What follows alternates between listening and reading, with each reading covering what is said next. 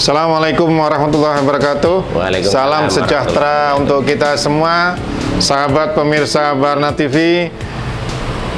Jumpa lagi dengan channel Baharna TV. Untuk kali ini saya masih tetap di Batu, di tempat yang bernama Pet House DRH. Bener, Pak. Kalau diartikan ini adalah sebagai rumah hewan kesayangan. DRH adalah dokter hewan gitu ya. Ini berada di Jalan apa, Dok? Agus Salim, Jalan Agus nomor Salim 87 Kota Batu. Oke, kita bersama dengan dokter hewan Ali Hujarat. Ini disebut juga sebagai dokter hewan ALS. antar lintas provinsi. Udah kemana-mana. Kemarin saya telepon ada di Kalimantan, ketemu sama siapa itu, Pak Bambang apa Pak Widi gitu kan? Ya, Pak Widi Sudarmadi sama teman-teman. Baik, pemirsa, inilah Pak dokter hewan, tetapi ini spesial kuda kayaknya, karena sejak saya juga punya kuda pacu ya, dokter hewannya adalah Pak Dokter Ali Hujarat ini. Apa kabar, Dok? Baik. Sehat ya? Baik. Alhamdulillah.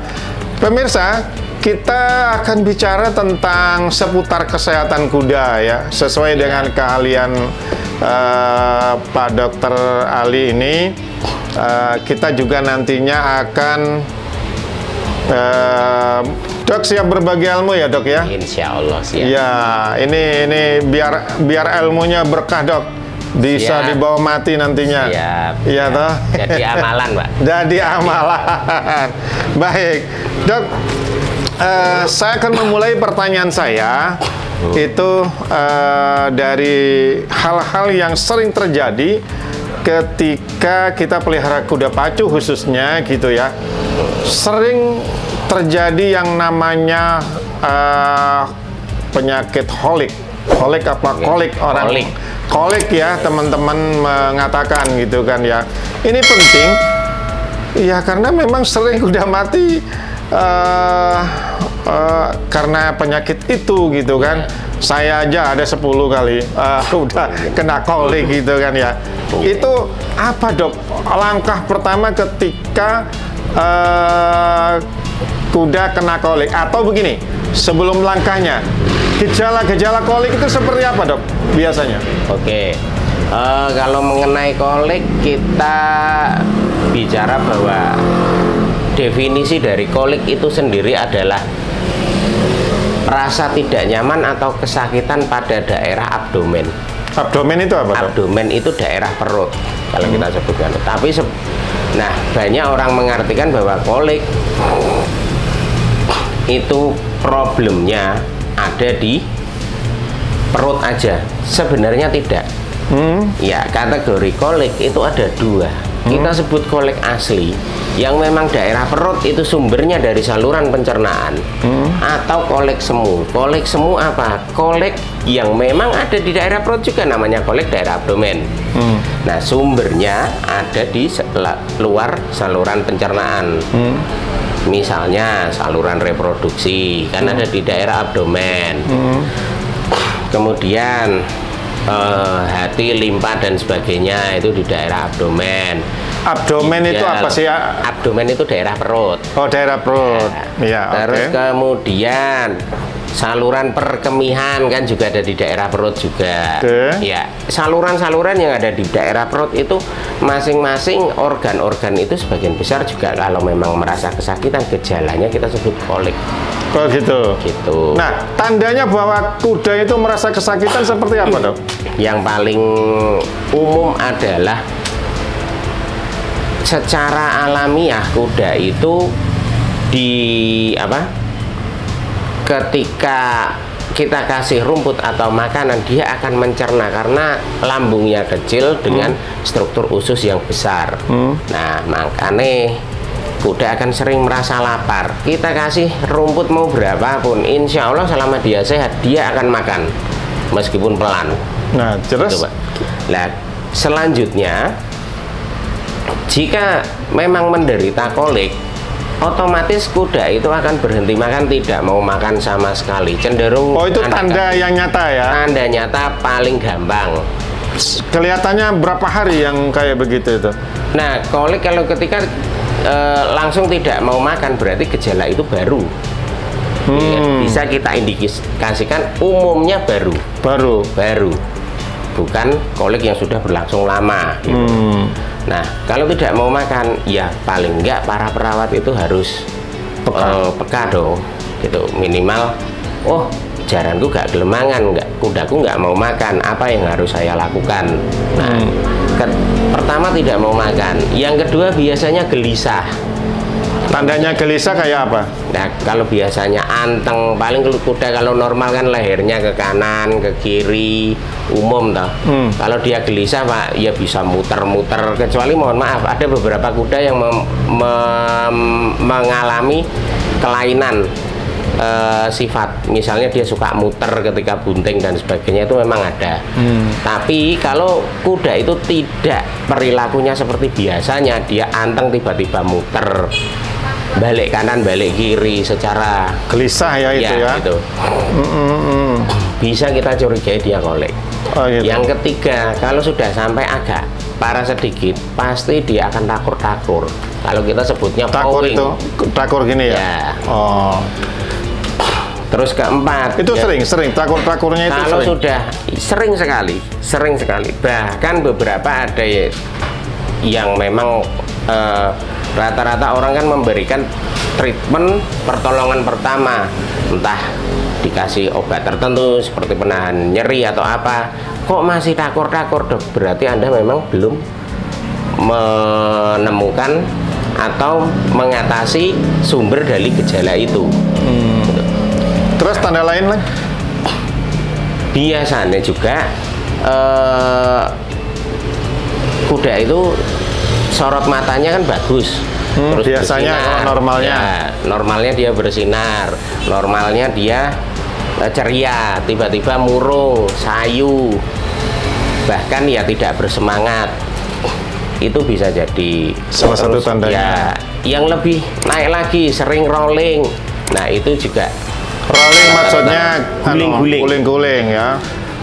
Guling-guling. Nah, kadang campur guling-guling, takur-takur, nendang dan sebagainya. Itu berarti sakitnya naik lagi. Oh gitu. Nggih. Keringetan. Keringat di seputaran mana? Di seputaran tubuh, bahkan ada yang sampai mandi keringat. Itu pasti naik lagi.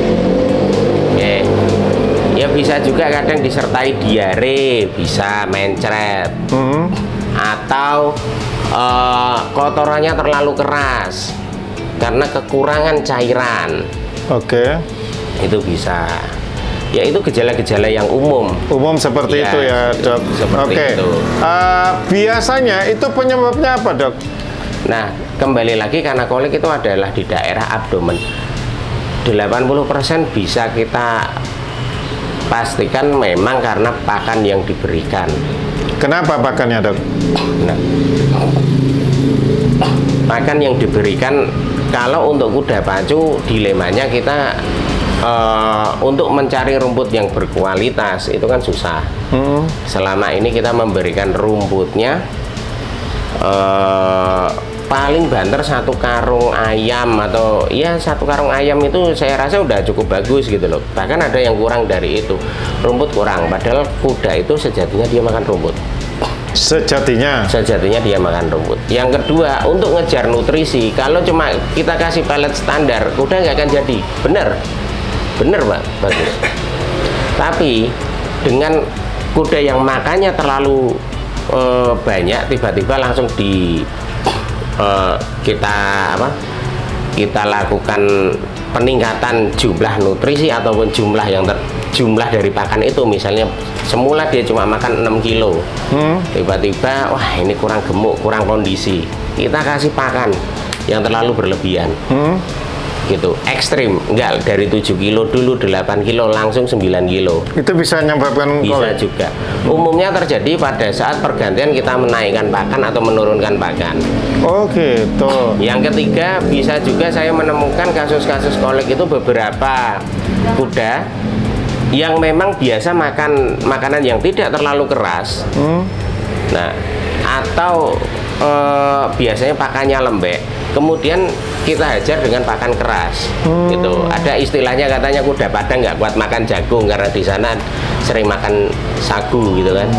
Nah itu intinya dia terbiasa makannya lembut, dikasih keras. Hal yang paling umum adalah biasanya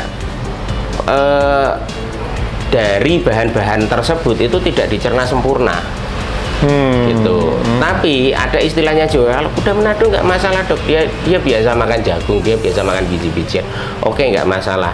Cuman saran dari kami adalah kalau bisa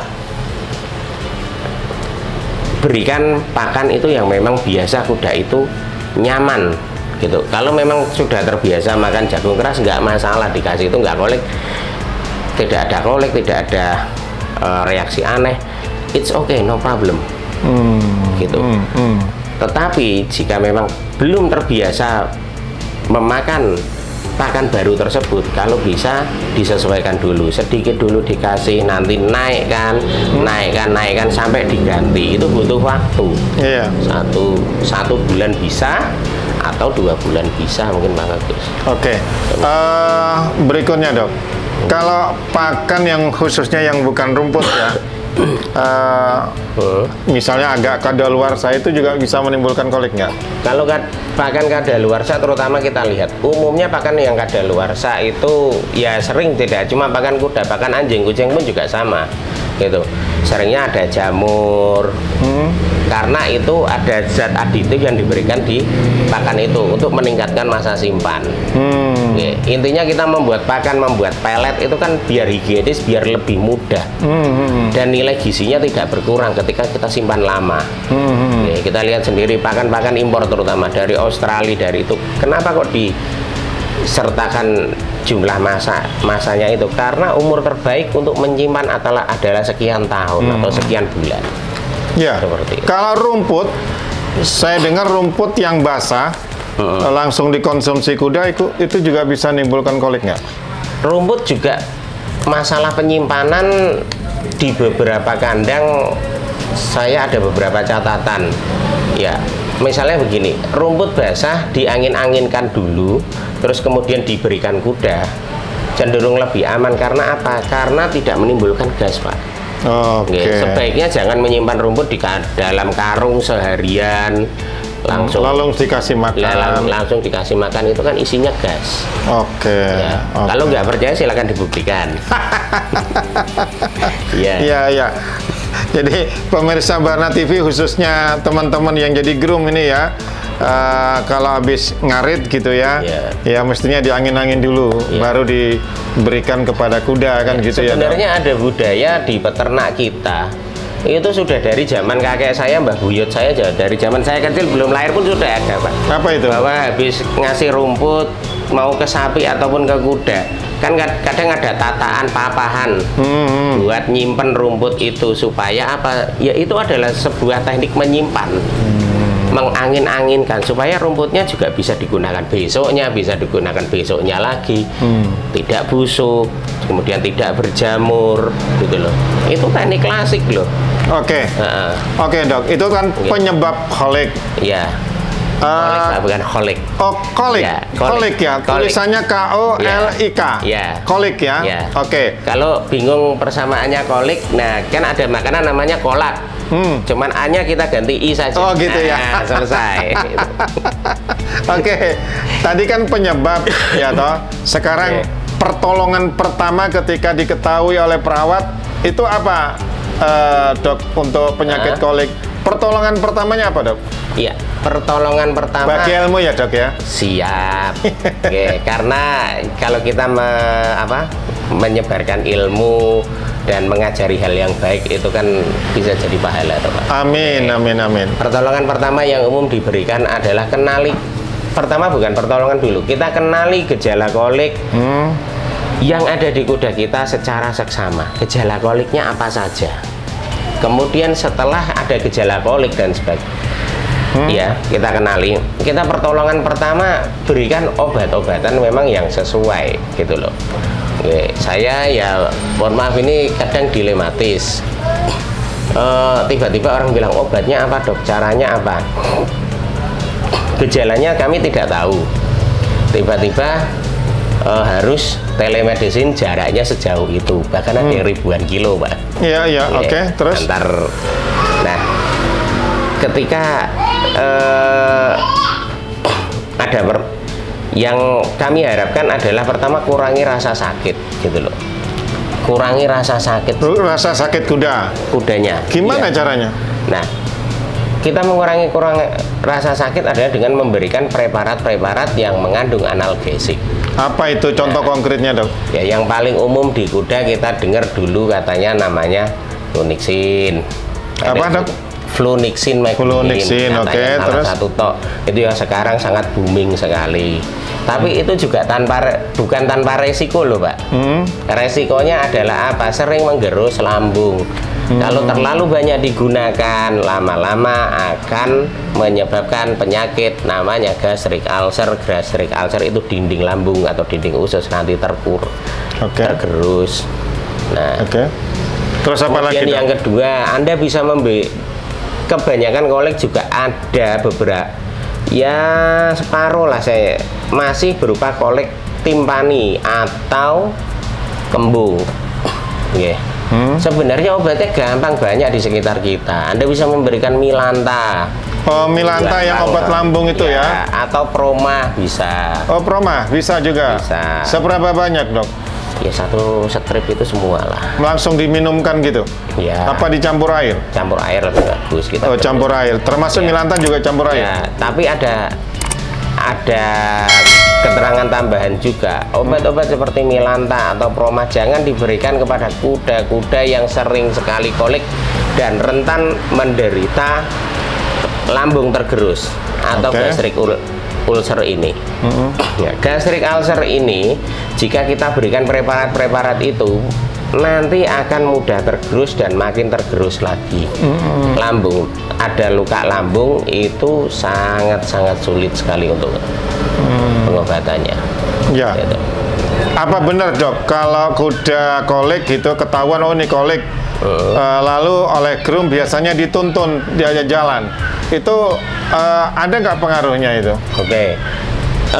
Dituntun itu di stop ya, atau di stop atau bahkan di longser atau di lunging, itu merupakan salah satu cara alami dia supaya apa? Supaya organ abdomen itu rileks. Bahkan pernah kami di pertandingan ada salah satu kuda yang menderita kolik, kita masukkan truk, kita ajak jalan sekian kilo. Ya, pernah. Itu fungsinya apa? Memang fungsinya untuk merilekskan. Ketika dia rileks, itu kuda itu nyerinya berkurang. Kita harapkan mau makan. Nah, kita harapkan juga mau bisa sembuh koliknya. Gitu. Oh gitu. Berarti secara medis dibenarkan itu ya? Secara medis dibenarkan, namun jangan lakukan jika kudanya tidak memungkinkan. Misalnya kudanya jalan aja susah, mau dipaksa dicambuk, diprok neng dalan, dicambuk lagi lah, itu namanya sudah penyiksaan. Penyiksaan. Dan tidak boleh dilakukan. Tidak boleh dilakukan. Oh, gitu ya. Iya, dok. Ini pemirsa Barna TV, ilmu yang sangat bermanfaat oleh ahlinya, Pak Dokter Hewan Ali Ujarat ini memang sudah cukup lama jadi dokter hewan khusus kuda yang beliau dalami. Ada S2 mungkin untuk kuda nggak sih, dok, gitu, dok? Keahlian kuda? Atau gimana itu, dok? Kalau di luar, di Indonesia belum ada, tapi kalau di luar negeri beberapa ada. Ada kursus yang pernah kami ikuti, ada. Kalau jenengan mau ini teman-teman praktisi muda ingin mendalami kuda, silahkan Anda berguru kepada senior-senior Anda. Banyak, tidak mesti saya. Iya.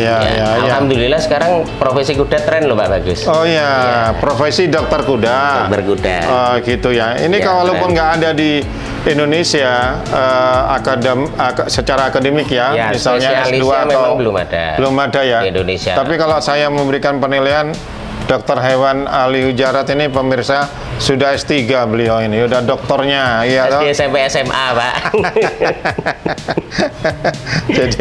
jadi saya tahu persis karena pengalaman ya, makanya disebut sebagai dokter hewan ALS. Antar lintas profesi, dipanggil kemana-mana, jadi pria panggilan beliau ini.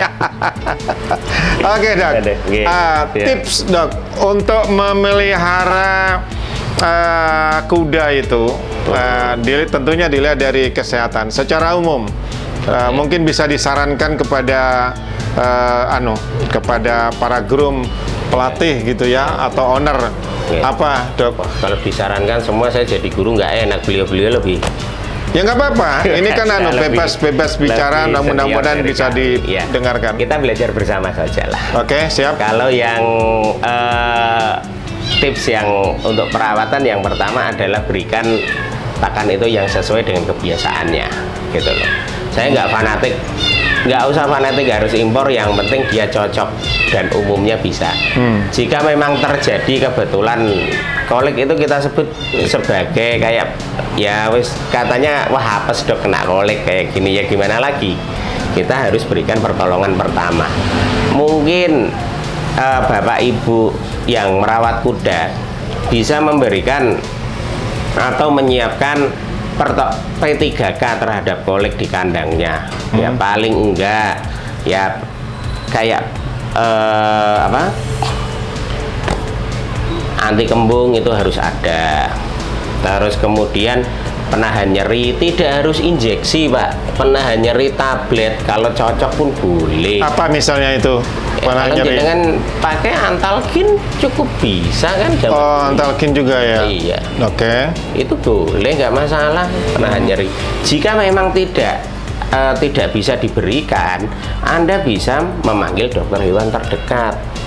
Ya, saya mungkin berpesan bahwa daripada Anda terlalu bingung mencari ini, kan ada unit-unit pemerintah namanya puskeswan dan sebagainya. Puskeswan ya? Iya bisa. Di setiap kecamatan ada itu dok? Ada, pasti ada Pak. Oh gitu ya? Pasti ada. Ya. Katanya dokternya nggak pengalaman, dokternya nggak ini. Saya 10 tahun yang lalu juga sama. Oh gitu. Iya. 10 tahun yang lalu juga nggak pengalaman. Tapi kalau belajar juga ya orang ya ini. Tapi kalau gitu pemirsa Barna TV, khususnya para peternak, pemilik, pelatih, groom misalnya lebih merasa tenang memanggil yang ahli, boleh dok sampaikan nomor HP-nya dok. Oke, nomor HP saya di 0852 0852 672 82 337. Ya. Ini ada di bawah ini ya, nanti pemirsa. Atau di nomor klinik kami. Di Petrus DRH itu di 081 2310 244 22. Iya. Iya.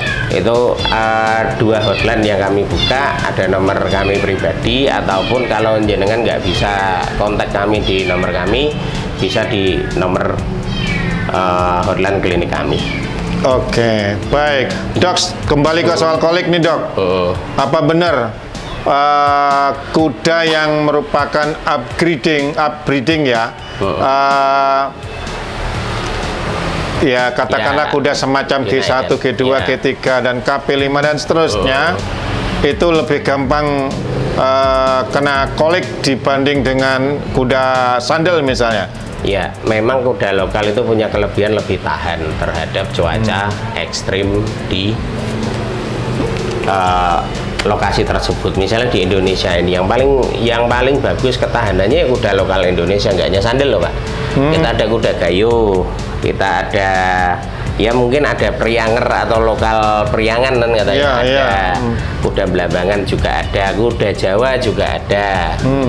Termasuk ada kuda Timor.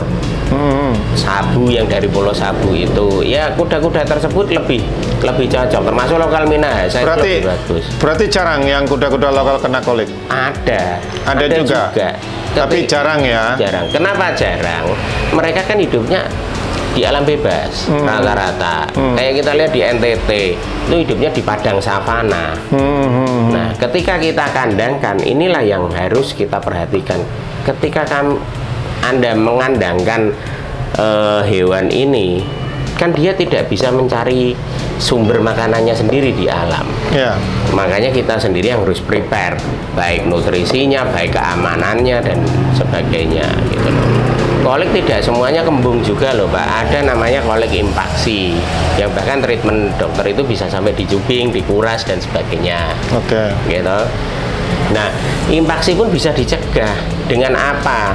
Mungkin loh ya, saya tidak bisa menjas 100% ini seperti ini pakannya. Mungkin pakan yang diberikan itu tidak mengandung pelicin yang cukup. Nah, bahkan kalau bisa saran saya memang tambahlah astringen atau pelapis atau pelicin. Apa dok yang paling gampang? Yang paling gampang itu jangan berikan minyak goreng alami, gitu? Terserah boleh. Gitu? Nggak usah banyak-banyak. 1 sepet 20 mili cukup. Di apa ini tuh? Di pakannya. Di pakannya? Ya. Ya. Nah dok, kalau kuda lokal katakanlah sandal dan lain-lain, kuda asli Indonesia lah gitu ya, lebih tahan terhadap kolik gitu kan.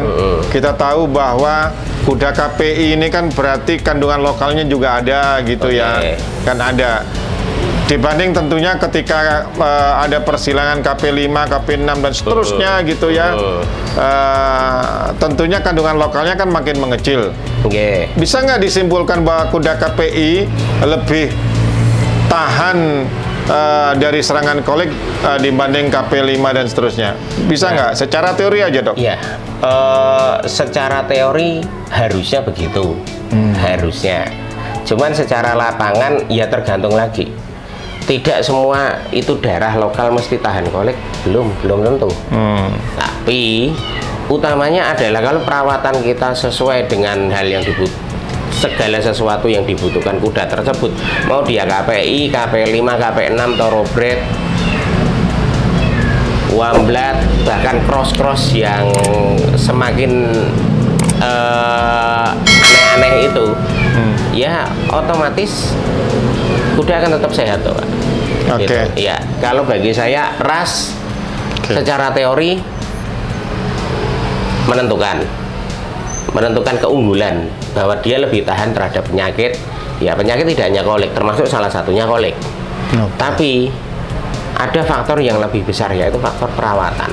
Kalau merawatnya kita bagus, kasih pakannya kita sesuai, ya silahkan kasih pakannya sesuai. Termasuk apa? Termasuk jumlahnya loh Pak. Kalau sebaratnya kita kasih pakan yang ibarat kuda pacu, ya 3% dari kebutuhan, anggaplah, atau 2%, kita di angka 8 kilo atau 9 kilo.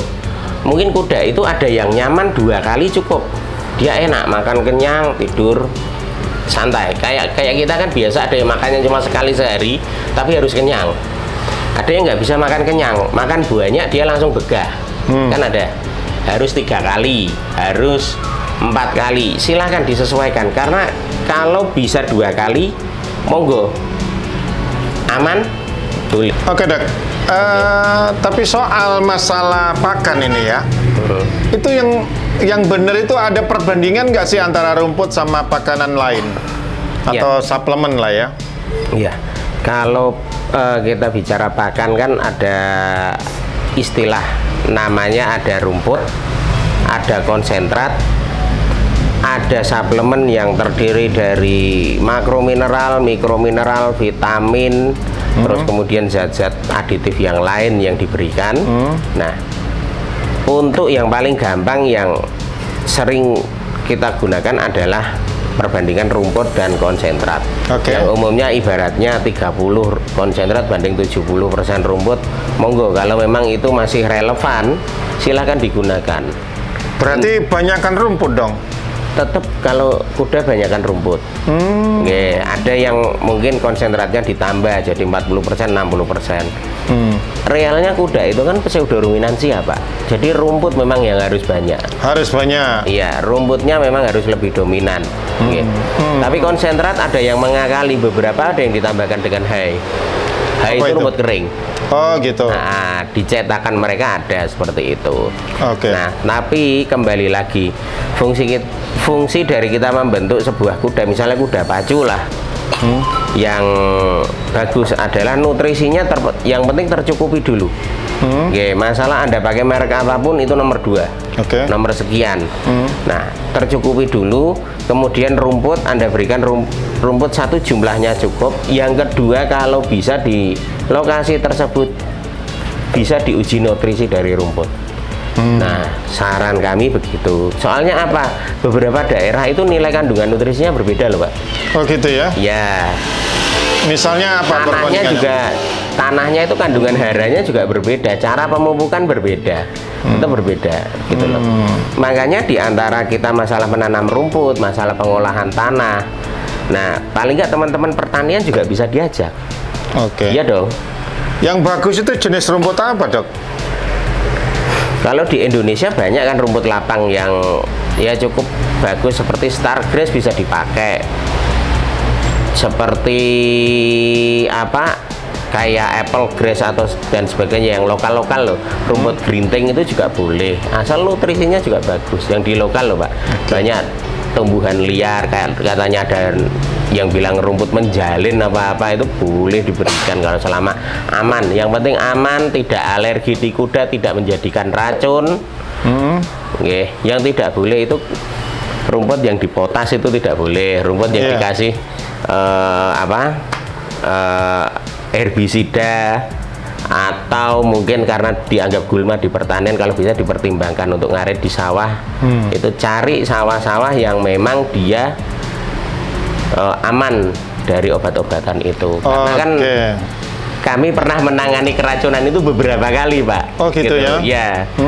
Dan itu kita sebut hidup dan mati itu antara itu. Iya. Nah, kalau pertolongan pertama untuk kuda keracunan gimana Dok? Kalau untuk keracunan itu yang paling utama adalah secepat mungkin Anda panggil tenaga medis. Oh gitu. Ya. Ya boleh diberikan air degan dan sebagainya, itu oke. Tapi secepat mungkin panggil tenaga medis. Dokter hewan ya? Ya.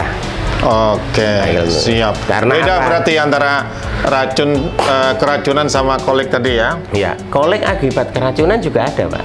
Oh gitu. Iya. Mungkin yang heboh yang sempat kami tangani itu Kamangkrom CS itu kan. Kamangkrom dulu. Oh iya, pernah keracunan katanya ya. Itu kan keracunan paling legend katanya sampai sekarang. Oh gitu. Dokter Ali juga yang Alhamdulillah saya nginep di kandang 3 minggu Pak. Waduh. Di mana itu? Di Tegal? Di Tegal Waton. Oh ya, gitu, bisa dikonfirmasi ke Pak Amris. Iya. Itu sebelum derby apa sesudah derby? Itu sesudah seri 2. Oh, sesudah seri 2. Sesudah dari seri 2. Kalau nggak salah 2017. Iya. Ya, itu saya tiap malam ini ya, mamahnya anak-anak ini kebetulan waktu itu masih anak pertama ya. Iya. Saya masih baru kakak itu yang gede. Ya. Tiap malam itu saya nggak pernah di rumah, nginep di kandang. Oh gitu ya. Tiap malam. Saya dengar-dengar mau buat buku nih. Buku apaan ini Dok? Oh iya. Ini adalah judulnya Good Horse Parenting to be a Champion. Nah, ini adalah pendapat-pendapat kami ya, tidak semuanya mungkin bisa dijadikan dasar, tapi monggo kalau ada yang ingin membaca dan sebagainya. Ini pendapat kami mencoba berbagi ilmu, belajar bersama masih untuk bahwa bagaimana cara kita menjadi orang tua yang baik dalam mendidik calon-calon champion kuda kita, calon-calon juara kuda calon juara-juara ya. Nah, bahkan ada yang bilang juara itu asalnya dari perut. Nah, ini pendapat kami yang kami tuangkan dari sini. Dari kecil bagaimana, dari gede bagaimana. Wah, termasuk, itu menarik itu. Ya, termasuk nanti melatihnya gimana, jangan sampai ada istilah salah asuh. Oh gitu ya. Monggo ada role-role yang bisa diberikan, ada role-role yang bisa diikuti, tapi memang kami tidak menjas harus role ini, tetapi kami adalah mencoba untuk mengarahkan kita sama satu pandangan. Ini berarti berdasarkan pengalaman ya, ini buku ini dibuat ya? Buku ini berdasarkan pengalaman dan beberapa literatur yang kami yang kami lihat juga, yang kami baca. Nah, kami tergerak ini karena kita membaca horse parenting ini, buku ini di kuda itu hampir-hampir tidak ada, tapi di manusia, di hewan lain seperti anjing terutama, itu luar biasa. Mereka ada standar BH, standar kepatuhan, bahkan ada yang di atas lagi IPO kelihatannya ya. Nah itu ada gitu loh. Di kuda ini standarisasinya masih abu-abu.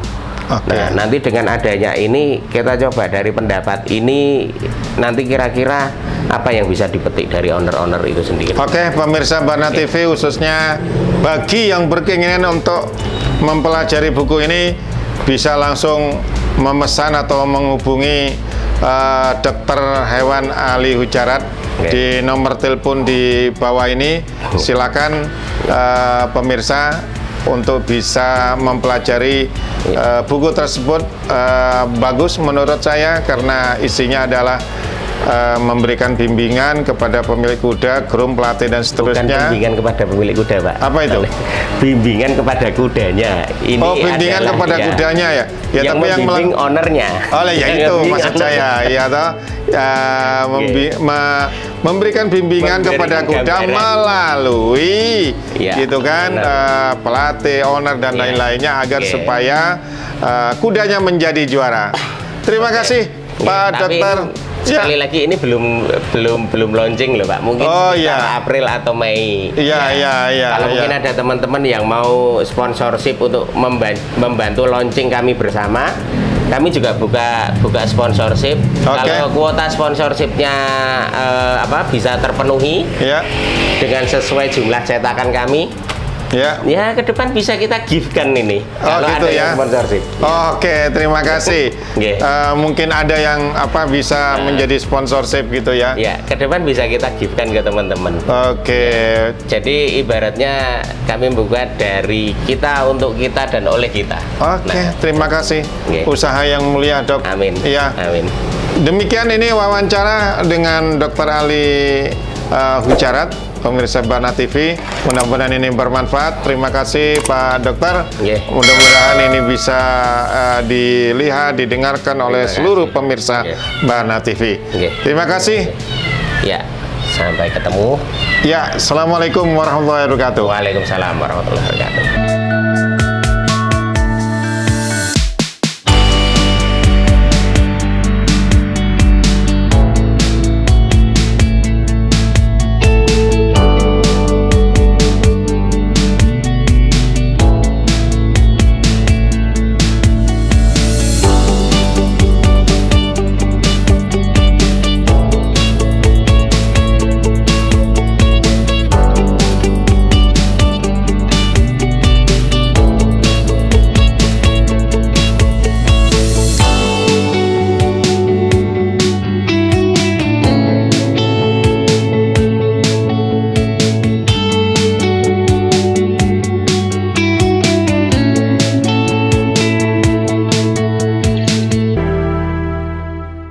Jangan lupa like, subscribe, and share Bahana TV. Semoga Bahana TV bisa menjadi ajang silaturahmi para pecinta kuda batu di seluruh Indonesia, sekaligus menjadi media komunikasi antara para pengurus fondasi dengan para anggotanya, baik pusat maupun daerah di seluruh Indonesia. Sukses teman-teman komunitas berkuda se-Indonesia. Mari kita tonton Bahana TV. Jangan lupa like, komen, share, subscribe. Hai konco-konco, tonton ya Bahana TV. Jangan lupa subscribe, like, komen, and share. Mari rekan-rekan semua lihat Bahana TV. Jangan lupa subscribe, like, comment, and share.